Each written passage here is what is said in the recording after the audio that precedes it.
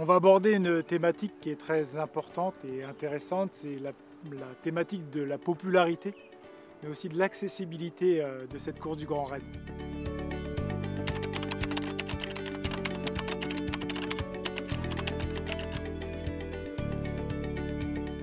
C'est une course extrêmement difficile et les gens veulent faire un peu le Grand Raid en se disant oui, c'est un exploit, c'est aussi quelque chose au niveau sociologique, une reconnaissance d'avoir la médaille, d'avoir le t-shirt du Grand Raid. Donc les gens en fait ne se rendent pas souvent compte que c'est très difficile et veulent tout de suite accéder au Grand Raid. Donc on leur dit pourtant qu'il y a la Mascareigne, hein, la petite course entre guillemets, ou le Trail du Bourbon qui est au-delà de 90 km. Mais les gens veulent absolument faire le Grand Raid parce que c'est l'exploit. Depuis 2 ans maintenant vous avez le système de points, hein, 85 points il faut avoir. Donc je vous rappelle, pour avoir 85 points, bah c'est disons 1 point par kilomètre et 1 point par 100 mètres de dénivelé. Si vous faites une course de 60 km avec 2500 mètres de dénivelé, vous avez vos 85 points.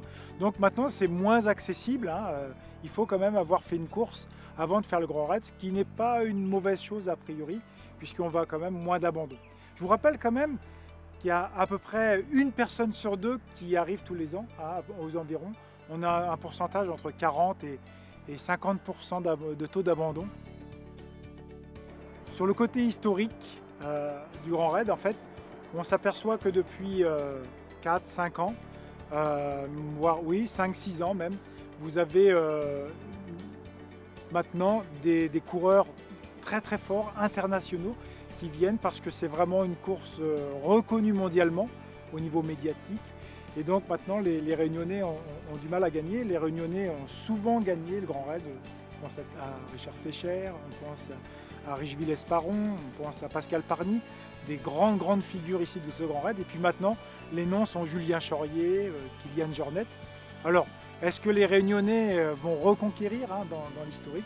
Ce sera très difficile, mais pourquoi pas, on l'espère 2014 ou 2015, pouvoir voir aussi des Réunionnais être vraiment à la bagarre. L'année dernière, Freddy Thévenin avait terminé 2e, hein, je vous le rappelle, voilà, derrière François Daen.